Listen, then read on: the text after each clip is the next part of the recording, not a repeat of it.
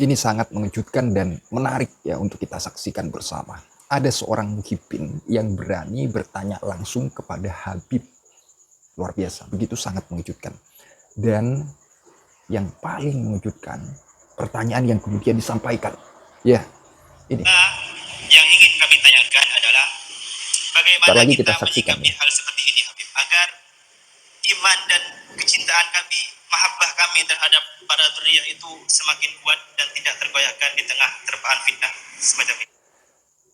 Ada iman tadi ya. Nah, kita saksikan video ini hingga akhir ya, biar tahulah keseluruhan terkait apa yang kemudian disampaikan. Oke, biar tidak panjang lebar, kita intro terlebih dahulu. Silakan.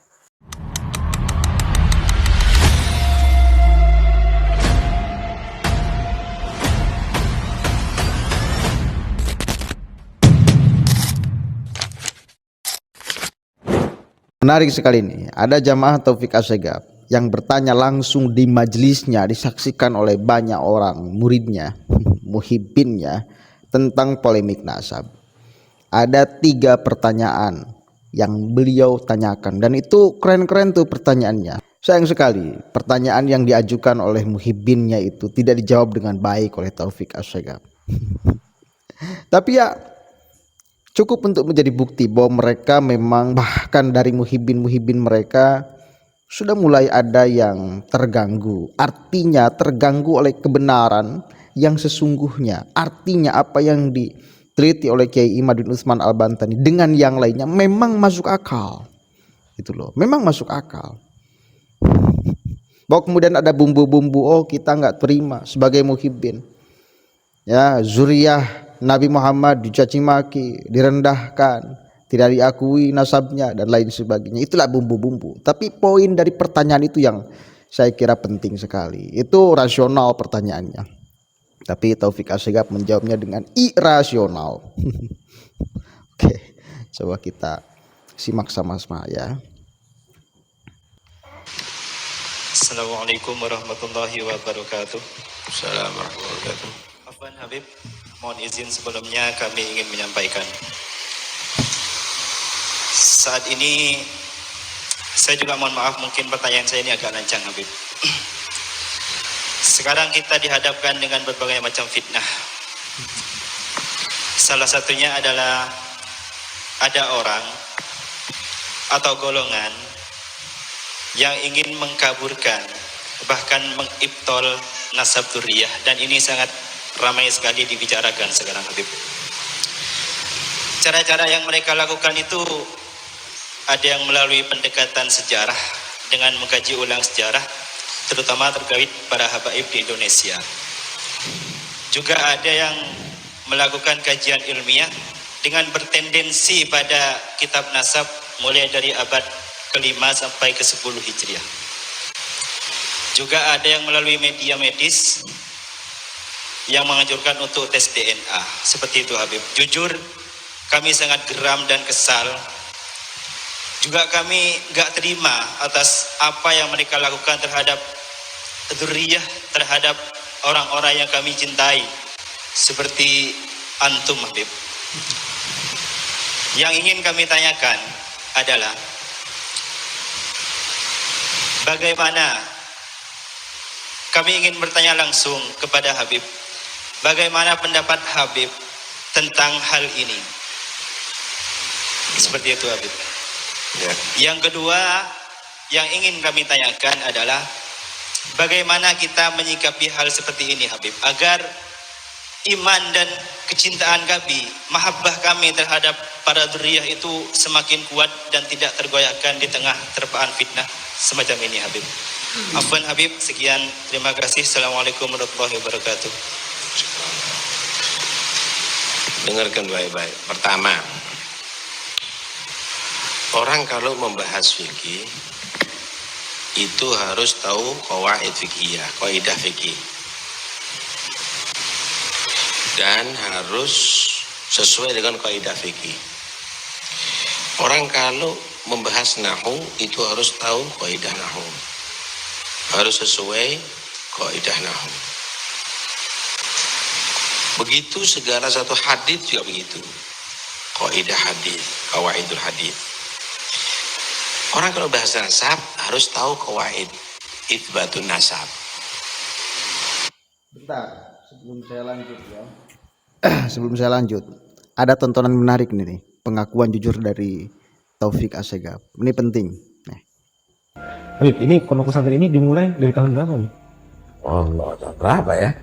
Kita sebetulnya tidak pernah punya niatan untuk buat pondok karena saya nggak pernah mondok, karena saya nggak pernah mondok, nggak pernah mondok, nggak pernah mondok. Nggak ada niatan untuk mondok, dan memang belajarnya saya sih belajar seada-adanya. Memang belajarnya saya sih belajar seada-adanya, belajar seada-adanya.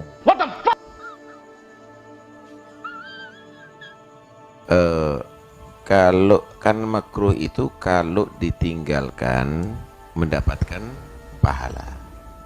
Kalau tidak ditinggalkan tidak, kalau dilakukan mendapat dosa. Kan begitu ya. Begitulah ternyata Pak Taufik Assegaf belum pernah mondok, saudara. Belum pernah mondok. Bahkan ketika ditanya definisi makruh, nggak tahu. Katanya diganjar bila ditinggalkan dan mendapatkan siksa bila dilakukan.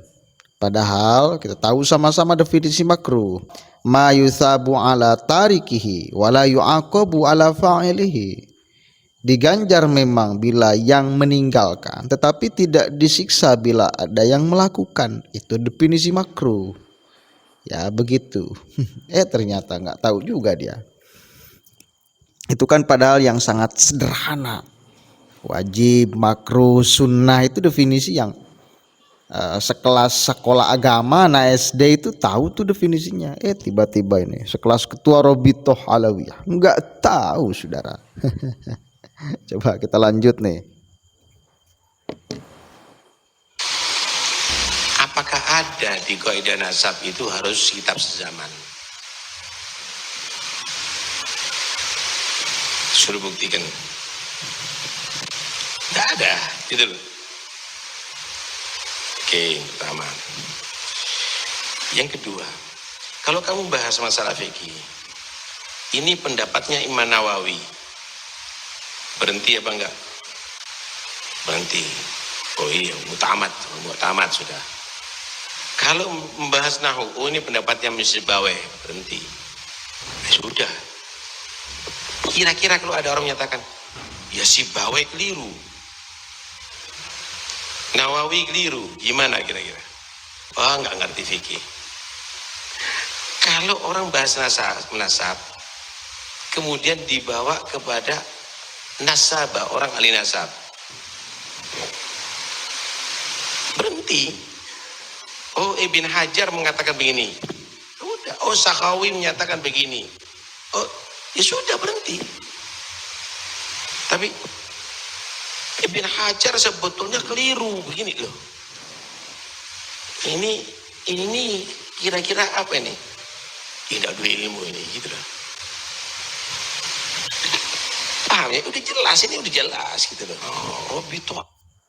Bentar, saya belum pernah mendengarkan statement bahwa dari Kiai Imad dan yang lainnya, oh ini Ibnu Hajar keliru.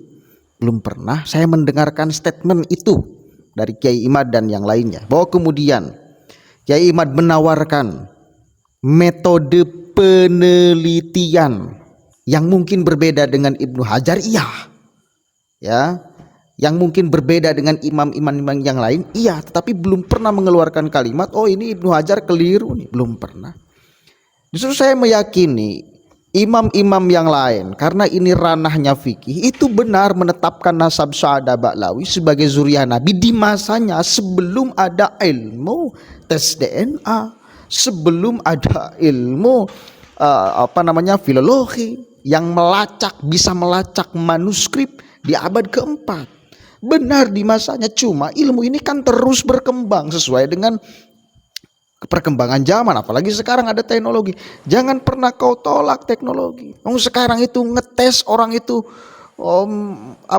mabuk apa tidak, kemudian orang itu minum sabu apa, makan sabu apa enggak, dan lain sebagainya. tinggal dicek pakai sampel, rambutnya diambil, bisa kok ada zat adiktif atau tidak, kan itu bisa. Ini perkembangan zaman dan jangan ditolak. Ini bagian daripada ilmu Allah yang mesti kita terima, saudara. Ya, begitu. Lanjut. Karena ini penting. Karena belum pernah ini Taufik Assegaf ini memfitnah. Saya belum pernah mendengarkan statement dari Kiai Imad menyalahkan imam-imam yang lain yang menetapkan Sa'ad Ba'lawi sebagai zuriyah Nabi. Kalau kemudian Kiai Imad menawarkan metodologi yang mungkin berbeda dengan imam-imam yang lain, iya. Tapi kalau menyalahkan enggak. Bahkan saya mengatakan benar di masanya. Cuma ini bukan mutlak satu-satunya kebenaran. Kalau di kemudian hari dan sekarang terjadi ada yang mengkritiknya, sah-sah saja. Ya. Bukan mengkritik Al-Qur'an, bukan. Ini mengkritik pendapat orang. Ulama, ya ulama. Ini pun bisa dikoreksi di kemudian hari. Cek Abi Ogenan, kata saya juga biasa di dalam fikih itu ada kalau qadim, ada kalau jadid, ya biasa itu. Idza ta'arudul qadim wal jadid, quddimal jadid alal qadim, biasa itu. Sesuai dengan kemajuan zaman, pada akhirnya disesuaikan, bos. Lanjut, ada yang penting lagi. Arabi itu yang nggak ngeladeni inti, nah nggak ngeladeni kamu. Inti kalau datang kepada kami layani. Tapi kalau kami mau ditaruh ada di panggung, ada apa? Tes DNA. Saya mau tanya, orang yang sudah dites sekarang DNA-nya dan dinyatakan turunan Nabi, ayo ajukan hasil tes DNA kepada nakobah seluruh yang ada di alam ini. Bisa nggak mengikbat dia sebagai sayyid dengan tes DNA? Nggak mungkin. Loh, ada apa kita mau dibodoh-bodoh sama orang ini? Kamu semuanya harus belajar tentang kebodohan dan pembodohan ini semuanya. Dan nanti semuanya pondok-pondok harus kita ajak untuk kerjasama untuk supaya mengetahui pembodohan dan kebodohan ini semuanya. Tenang aja, kita nggak mau ngeladeni dengan cara-cara jalanan seperti begitu, tapi kita akan dengan cara ilmiah, insyaallah biqudrotillah.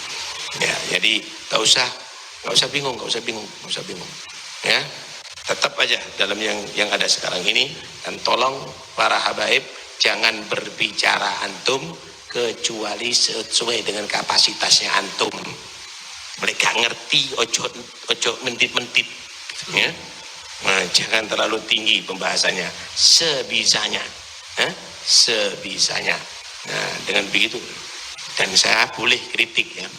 Istilah Al-Habib itu untuk tokoh para sada, tokoh Alawiyyin disebut Al-Habib.